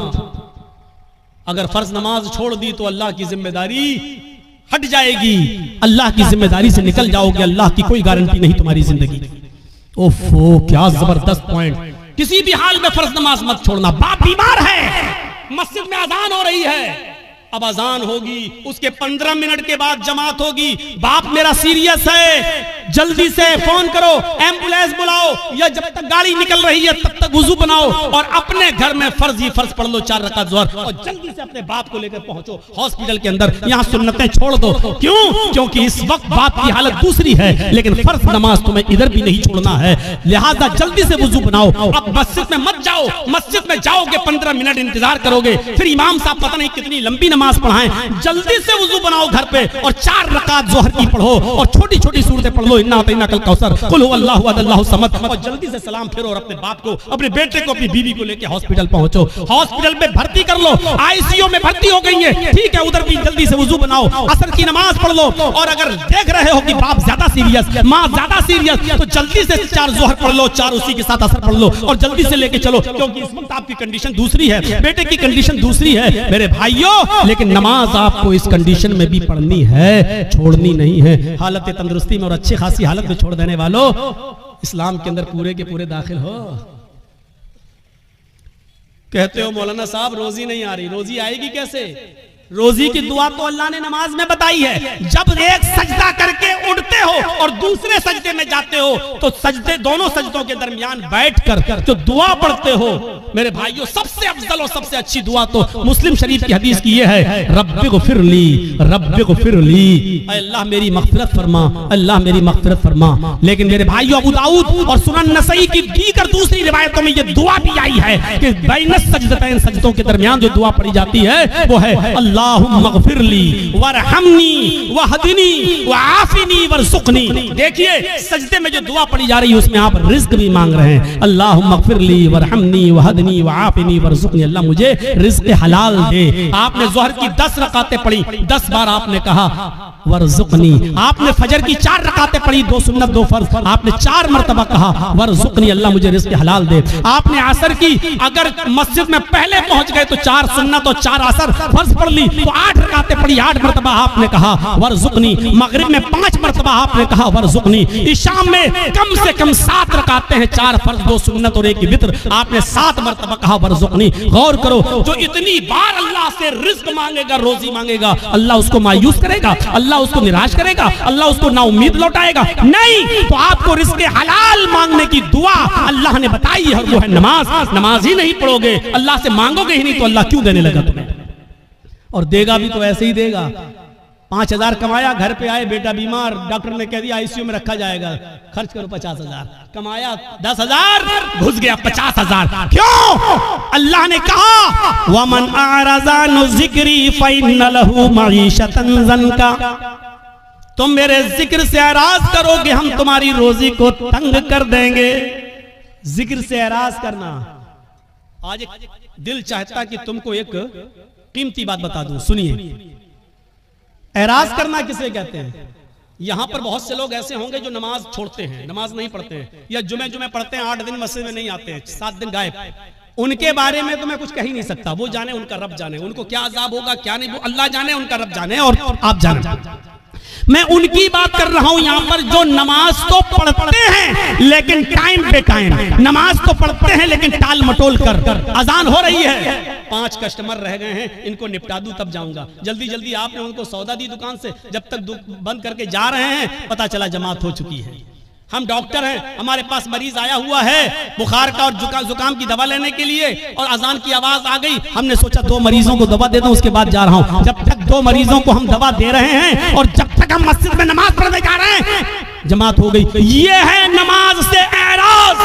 पढ़ तो रहे हैं आप लेकिन जमात को आपने तर्क कर दिया और जमात छोड़ दी, ये है नमाज से एराज। अल्लाह ने कहा वमन अअरज़ अन ज़िक्री, जो मेरे जिक्र से जो नमाज से एराज करेगा, रूगर्दानी करेगा, हम उसकी रोजी को फ़इन्न लहू मईशतन ज़न्का, उसकी रोजी तंग कर दी जाएगी। बंद नहीं कहा अल्लाह ने, ये नहीं कहा रोजी बंद कर देंगे, तंग कर देंगे। तंग का मतलब या तो बहुत मुश्किल से उसको रोजी रोटी मिलेगी या बहुत आसानी से मिलेगी लेकिन रुकेगी नहीं उसके पास। आज कितने लोग हैं ऐसे, मौलाना साहब बहुत कमाता हूं लेकिन बरकत नहीं हो रही है, मौलाना साहब 1 लाख रुपया महीना कमाता हूं लेकिन रुकता नहीं है, कभी इसको कैंसर, कभी उसको टीबी, कभी इसको बीमारी, बीमारियों ने घेर लिया, लगता है कोई जादू टोना कर रहा है। अरे अल्लाह के बंदे, एराज तो समझ ले, एराज किसको कहते हैं? वमन अअरज़ अन ज़िक्री, जो मेरे जिक्र से नमाज से एराज करेगा। बच्चा रो रहा है, माँ टीवी पे सीरियल देख रही, रिमोट उसके हाथ में, सास भी कभी बहू थी, बीवी माँ उस बच्चे की माँ देख रही, सास भी कभी बहू थी, नाटक चिप्स खाती जा रही, चाय पीती जा रही है और नाटक देखती जा रही है, ड्रामा। इधर बच्चा रो रहा है, माँ जानती है कि बच्चा दूध की वजह से रो रहा है, लेकिन सोच रही है नहीं 10 मिनट का ड्रामा रह गया, 10 मिनट और देख लूं। बच्चा रो रहा है, लेकिन सीरियल देखने में लगी हुई है। क्या कहा जाएगा? माँ ने बच्चे से एराज किया। जब सीरियल खत्म हो गया, माँ ने बच्चे को उठाया और दूध पिलाया। देखिए दूध पिला रही है, लेकिन फिर भी उसने अपने बच्चे से एराज किया, रूगर्दानी की अपने बच्चे के साथ। इसको कहा जाता है एराज करना। आदमी नमाज तो पढ़ रहा है, लेकिन मरीजों को पूरा देखने के बाद आ रहा, जमात खत्म हो गई। नमाज तो पढ़ रहा है, लेकिन दुकान के सारे कस्टमर को निपटा के आ रहा है, जमात खत्म हो गई। इसको कहा जाता है एराज करना। माँ दूध तो पिला रही है, लेकिन सीरियल देखने के बाद आदमी नमाज तो पढ़ रहा है, लेकिन अपनी दुकानदारी पूरी करने के बाद तो आपने अल्लाह के लिए छोड़ा क्या है? आपने अल्लाह के लिए छोड़ा क्या है? कुर्बानी क्या दी है? कुर्बानी तो ये थी, आवाज आई हय्या अलस सलाह, और सामने वाला 10,000 रुपए का कस्टमर है। आप कह दो कि जा पहले मैं नमाज पढ़ने जा रहा हूँ, अगर नमाज नहीं पढ़ूंगा मैं नमाज के बाद ही तुम्हें दूंगा, जाओ नमाज पढ़ लो उसके बाद आना। हय्या अलस सलाह की आवाज सुनते ही मस्जिद की तरफ चले जाओ। वो कहने लगा कि मैं 10,000 रुपए का सामान लेने आया। आपने कहा 10,000 रुपए की परवाह नहीं है, रज़्ज़ाक़ वो है, रोजी रोटी देने वाला वो है, रोजी रोटी देने वाली तेरी जात नहीं अल्लाह की जात है। आपने 10,000 के कस्टमर को ठुकरा दिया और आप मस्जिद में नमाज पढ़ने चले गए। ये है नमाज। ला ततरुकन्न सलातन मक्तूबतन मुताम्मिदन, कभी भी किसी भी हाल में कसदन और जानबूझकर तुम फर्ज नमाज को तर्क मत करना। जो फर्ज नमाज को जानबूझकर तर्क कर देता है, फर्ज नमाज को जानबूझकर छोड़ देता है, अल्लाह की जिम्मेदारी उसकी ऊपर से उड़ जाती है। अपने आप पर गौर करो कि कितने % मुसलमान हो, इस्लाम में दाखिल हो या नहीं, ऐसा करते हो या नहीं। अब तो बड़ा मुश्किल हो जाएगा। अक्सर लोग हमारे भाई यहाँ बैटरी वाला रिक्शा चलाते हैं बेचारे, अब पैसेंजर को लेके जा रहे हैं रिक्शे पे, अजान की आवाज आई हय्या अलस सलाह, उसको वहीं रिक्शा रोकना पड़ेगा, फौरन मस्जिद में भागना पड़ेगा। मौलाना साहब क्या करें? हाँ सुन लो, उलमा की मौजूदगी में फतवा आपके सामने दे रहा हूं, और ये फतवा मेरा नहीं, अब्दुल्ला इब्ने बाज का फतवा है, शेख सालेह अल उसैमीन का फतवा है। और फतवा यह है कि हर वो नौकरी, हर वो बिजनेस, हर वो कारोबार हराम है इस्लाम के अंदर जिस कारोबार की वजह से और जिस बिजनेस की वजह से आपकी नमाज छूट रही हो। इस्लाम में उस कारोबार को हुर्मत हराम करार दिया गया है। ऐसे कारोबार को इस्लाम ने हराम करार दिया है जिस कारोबार की वजह से आपकी नमाज तर्क हो रही है। नमाज ही नहीं तो फिर मुसलमान किस बात का, नमाज ही नहीं तो फिर इस्लाम का मानने वाला किस बात का। तो मेरे प्यारे साथियों, हम बहुत बेबाक हैं अपने अंदाज में। मैंने कह दिया, हर वो बिजनेस, हर वो कारोबार, हर वो नौकरी, चाहे वो बैंक की नौकरी हो, चाहे वो सरकारी जॉब हो या प्राइवेट जॉब हो। मौलाना साहब मेरा मालिक बहुत बदमाश है, हमें नमाज पढ़ने की इजाजत नहीं देता है, छोड़ दो। रज़्ज़ाक़ अल्लाह ताला है, वो प्राइवेट कंपनी का मालिक रोजी देने वाला नहीं है। अल्लाह एक दरवाजा बंद करता है तो 100 दरवाजे खोलता है। मेरे भाइयों, इस अकीदे के साथ नमाज पढ़िए और इस तौहीद के साथ नमाज पढ़िए। और चौथी चीज और बताऊंगा मेरे भाइयों, 10 चीजों पे हम नहीं चल पाएंगे। चौथी और आखिरी चीज मैं इसलिए बताऊंगा क्योंकि आज हमारी नौजवान नस्ल इसकी तरफ भाग रही है, इसलिए ये भी सुन लो, वला तशरबन्न खमरन फइन्नहु रासु कुल्लि फाहिशतिन। और आए माज, कभी किसी भी कंडीशन में शराब मत पीना, इसलिए कि शराब हर बुराई की जड़ है। शराब मत पीना वैसी हराम हो गई, लेकिन शराब का नुकसान क्या बताया? फ़इन्नहु रासु कुल्लि फ़ाहिशतिन, हर बीमारी, हर बुराई की जड़ है। यानी आप शराब पिएंगे तो कोई भी गुनाह कर सकते हैं। शराब पी के आदमी घर में आया, माँ ने डांटते हुए कहा, अच्छा तू शराब पी के आया कमीने, बेगैरत, शराब पी के आया। हट, तेरी माँ का, तेरी अपनी माँ को ही माँ बहन की गाली दे रहा है, अपनी बहन को ही गाली दे रहा है, अपनी बेटी को गाली दे रहा है। इससे बड़ा कमीना और इससे बड़ा रजील इंसान कौन हो सकता है जो शराब के नशे में आकर अपनी माँ को गाली दे, अपने ही बाप को गाली दे, अपनी बहन को और अपनी बेटी को गाली दे, अपने भाई को गाली दे। इससे बड़ा कमीना इंसान और कौन हो सकता है? मैंने खुद दिल्ली के अंदर देखा है, नाली में पड़ा, बीच सड़क पे पड़ा, पुलिस वाले लाठी मार के हटा रहे, अरे यहाँ मंत्री की गाड़ी जाने वाली, कमीना, हट हट हट। तो हंसते हुए कहता, कौन मंत्री? ओधी मोदी सब मेरे बाप के नौकर हैं। शराब के नशे में पुलिस वाले कहे, कमीने ये तो हमारी ड्यूटी नौकरी हटवाएगा, हट हट हट। उसको डंडे मार रहे, तो कौन गुजर रहा का? मंत्री आ रहे हैं, हट यहाँ से। तो कौन मंत्री? मोदी मोदी सब मेरे बाप के नौकर। शराबी की नजर में कोई किसी की हैसियत नहीं होती, बड़ी से बड़ी शख्सियत भी उसके सामने जीरो होती है। क्यों? क्योंकि उसने जो चीज पी है उसने उसकी अकल को खराब कर दिया, उसकी अकल को ढांप लिया, इसलिए उसकी नजर में बड़ी से बड़ी शख्सियत भी कुछ नहीं होती है। जब शराब हराम नहीं हुई थी, जब शराब हराम नहीं हुई थी तो नबी के चचा हजरत हमजा ने शराब पी ली थी और एक गाना गाने वाली के गाने के जोश में आकर उसने कहा अला या हमजा लिशुर्फिन नवा, आए हमजा तू तो मोटी ऊंटनियों के लिए है। हजरत अली की ऊंटनी वहीं पर चल रही थी, चारा घास खा रही थी। हजरत हमजा को जोश में चढ़ा दिया कि ये ऊंटनी का कलेजा हमें मिल जाए तो कितना अच्छा। वो गाने वाली थी और हमजा शराब के नशे में थे, उठाई तलवार, खंजर ऊंटनी का पेट चाक किया और कलेजा निकाल के लाए उसको दे दिया। ले हजरत अली आए, कहा ये तुमने क्या किया? मेरी ऊंटनी, कहा जा हट यहां से। शराब के नशे में हजरत अली को भगा दिया। हजरत अली ने अल्लाह के नबी से शिकायत की, अल्लाह के रसूल उनके साथ आए, जब आए कहा चचा ये क्या कर दिया तुमने? अली की ऊंटनी को खंजर मार के मार डाला, उसका कलेजा निकाल लिया।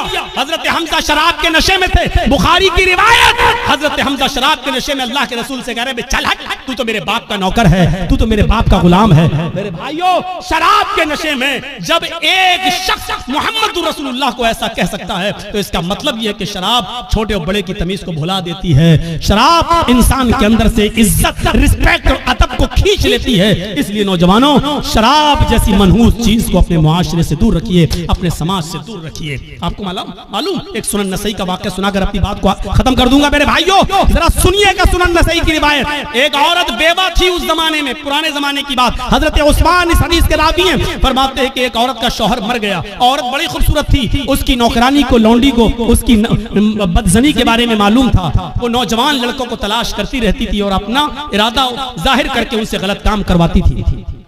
एक दिन नौकरानी ने बताया कि एक नौजवान है, बड़ा नेक है, नमाजी है, बहुत बड़ी इबादत गुजार है, बहुत शरीफ है, लेकिन बड़ा खूबसूरत है। कहा कि उसको बुला कर लाओ। नेक आदमी, बहुत नेक इबादत गुजार आदमी। इसकी नौकरानी ने कहा कि मेरी मालिकन तुमको बुला रही हैं, तुमसे कुछ कपड़ा खरीदना चाहती है, क्योंकि वो कपड़ा बेचा करते थे, अपने सर पर गठरी लादकर कपड़ा बेचते थे। तो उन्होंने सोचा चलो कपड़ा खरीदेगी, हम दे देंगे। वो उसके साथ चले गए। नौकरानी उनको लेकर दरवाजा खोलती है, अंदर जाती है, दरवाजा बंद हो जाता है, दूसरे दरवाजे के अंदर ले जाती है। जैसे अंदर घुसते हैं दरवाजा बंद हो जाता है। ये हजरत कह रहे हैं साहब कहाँ लेके जा रही हो? कहा कि बस एक दरवाजा और है। वो और अंदर ले गई, दरवाजा बंद, सामने वही बेवा औरत बैठी हुई है जिसका शौहर मर चुका है। उसने अपनी नौकरानी को इशारा करके कहा कि तुम जाओ, और उनसे कहने लगी कपड़ा दिखाओ। और जैसी कपड़ा दिखाया, कहा ये कपड़ा। वो करीब आती गई और आते आते कहने लगी उदनु मिन्नी, मेरे करीब आइए और मेरे साथ हम बिस्तरी कीजिए, मेरे साथ गलत काम कीजिए। इन्होंने कहा हटो, तौबा, अस्तगफिरुल्लाह। ये भागने लगे। उन्होंने कहा भागने का कोई रास्ता नहीं, चारों तरफ से दरवाजे बंद हो चुके हैं। कहा कि तुम डरो, अल्लाह के अजाब से डराया, लेकिन उस औरत के ऊपर कोई फर्क नहीं पड़ा। उसने कहा कि तुम मेरे साथ ये काम कर रहे हो या नहीं कर रहे हो? कहा कि नहीं करूंगा। कहा इधर अंदर आओ। उसे एक और दरवाजे के अंदर ले गई। क्या देखती है कि एक लकड़ी की टेबल रखी हुई है। उस लकड़ी की टेबल पर एक खूबसूरत छोटा बच्चा, जिसकी उम्र 5-6 साल रही होगी, खूबसूरत बच्चा बैठा हुआ है, और उसी टेबल पर एक शराब की बोतल रखी हुई है। वहीं पर जाकर ये औरत बैठ गई। इसने कहा कि देखो तुम बड़े नेक हो, शरीफ इंसान हो, मेरे चीखने की देर है, मेरे चिल्लाने की देर है, चारों तरफ से तुम घेर लिए जाओगे और मैं सिर्फ इतना बोलूंगी कि साथ में मेरी इज्जत को छलनी कर दिया। बस तुम्हारा हाल क्या होगा? तुम्हारी शराफत नीलाम हो जाएगी और लोग कहेंगे अच्छा दिन में इबादत और हाल ये है, अल्लाह की इबादत भी करते हो और औरतों के साथ ये गलत काम भी। तुम्हारी इज्जत का जनाजा निकल जाएगा, अर्थी निकल जाएगी। चलो 3 ऑप्शन देती हूं मैं तुम्हें, इन तीनों में से कोई एक काम तुम्हें करना पड़ेगा, इसके बगैर मैं नहीं छोड़ूंगी। सुनन नसई की रिवायत। अल्लाह हजरत उस्मान फरमाते हैं कि अल्लाह के नबी ने फरमाया कि उस औरत ने 3 ऑप्शन दिए। पहला ऑप्शन, आए हजरत जी मेरे साथ जिना करो, आओ मैं तैयार हूं तुम्हारे साथ गलत काम करने के लिए। कहा नहीं। दूसरा ऑप्शन बताओ? कहा दूसरा ऑप्शन ये है कि इस बच्चे को कत्ल करो, ये छुरी रखी हुई है, इसको मारो। कहा नहीं, ये भी नहीं कर सकता। तो कहा फिर शराब पियो, ये पूरी बोतल जो रखी हुई है इसको पी लो और जाओ, मैं तुम्हें जाने दूंगी। 3 काम में से कोई एक काम तुम्हें करना है। इन्होंने नजर आसमान पे डाली, का अल्लाह जिना करना भी हराम, कत्ल करना उससे बड़ा गुनाह, सबसे बड़ा गुनाह कत्ल। इस बच्चे ने मेरा क्या बिगाड़ा जो इसको मैं मारूं? कत्ल नहीं कर सकता। उससे छोटा गुनाह यह है कि औरत मुझे बुरे काम के लिए उकसा रही है कि बुरा काम कर लो, मैं ये भी नहीं कर सकता। अरे अल्लाह, मैं कत्ल भी नहीं कर सकता, ये भी नहीं कर सकता, किसके साथ मुंह काला करूं? इन दोनों से शराब पीना तो छोटा गुनाह है, चलो यही पी लेता हूं क्योंकि बचने का कोई रास्ता नहीं है और जान बचाना भी जरूरी है, तो चलो हराम चीज पी लेता हूं। ये जिना तो नहीं है, ये कम से कम कत्ल तो नहीं है, किसी को बेकसूर तो नहीं मार रहा हूं और इसकी इज्जत से खिलवाड़ तो नहीं कर रहा हूं। अय अल्लाह, मेरे जुर्म को माफ कर देना। उसने ये कहकर शराब की बोतल उठाई और पूरी की पूरी बोतल वो शराब की पी जाता है। उस औरत ने कहा रुको, अभी चले जाना। थोड़ी देर रोका, शराब ने अपना रंग दिखाना शुरू कर दिया और जब शराब पीने के बाद इसकी अक्ल खत्म हो गई और चली गई और ये नशे में धुत हो गया तो इसके हाथ में छुरी थी, कहा इस बच्चे को कत्ल करो। उसने शराब के नशे में आकर उस बच्चे को कत्ल भी कर डाला, उस बच्चे को मार भी डाला। फिर उस औरत ने हाथ पकड़ के उसको अपने ऊपर सवार किया, अपने कपड़े भी उतारे और उसके भी कपड़े उतारे और शराब के नशे में इस आदमी ने उस औरत के साथ जिना भी कर लिया, उसके साथ जो काम नहीं करना था वो कर लिया। मेरे भाइयों, फिर वहां से ये बचा और आया, मायूस रहा पूरी जिंदगी। मैं कहना ये चाह रहा था आपसे कि मेरे भाइयों कि कहां तो एक गुनाह करवाया जा रहा था, लेकिन शराब के बाद वो तीनों गुनाह कर बैठा। यानी शराब पीने के बाद वो कत्ल भी कर बैठा और शराब पीने के बाद वो जिना भी कर बैठा। शराब तो पी पी थी, यानी शराब ने उससे सारे गुनाह करवा दिए। अल्लाह के नबी ने फरमाया फइन्नहु रासु कुल्लि फाहिशतिन, शराब ही हर बुराई की जड़ है। अगर आप मुसलमान हैं तो इस्लाम के अंदर पूरे के पूरे दाखिल हो जाओ। शराब को छोड़ना पड़ेगा, नमाज पाबंदी से पढ़ना पड़ेगी और आपको ये देखना पड़ेगा कि नमाज के लिए हम अपने रब के लिए क्या क्या चीजें छोड़ रहे हैं। आपको अपने माँ बाप की खिदमत करना पड़ेगी, आपको शिर्क से बचना पड़ेगा, आपको अपने भाइयों का ख्याल रखना पड़ेगा, यतीमों को देखना पड़ेगा। 10 चीजें थी, लेकिन मेरी हिम्मत अब जवाब दे चुकी है। कंटिन्यू प्रोग्राम कर करके मैं थक चुका हूं। मेरे भाइयों, अब मेरे भाइयों, मैं आपसे रुखसती चाहता हूं और ये मेरे बिहार का आखिरी प्रोग्राम था। मैं कल अब लखनऊ के लिए जा रहा हूं, मुश्किल से 2 दिन लखनऊ रहूंगा और उसके बाद फिर मैं बॉम्बे चला जाऊंगा। तो मेरे भाइयों, अल्लाह से मैं दुआ करता हूं कि अल्लाह आलमीन हमारी खताओं को माफ फरमा दे, हमें इस्लाम के अंदर पूरा का पूरा दाखिल फरमा दे। ऐ अल्लाह, शराब नोशी से हमें बचा ले। अल्लाह, माँ बाप की खिदमत करने की हमें तौफीक अता फरमा। ऐ अल्लाह, हमें शराब की हुर्मत को समझने की तौफीक अता फरमा और बारे अल्लाह, जब तक तो हमें जिंदा रख, इस्लाम पर जिंदा रखना और जब हमारा खात्मा हो तो ईमान पर हमारा खात्मा फरमाना। वमा अलैना इल्लल बलागुल मुबीन।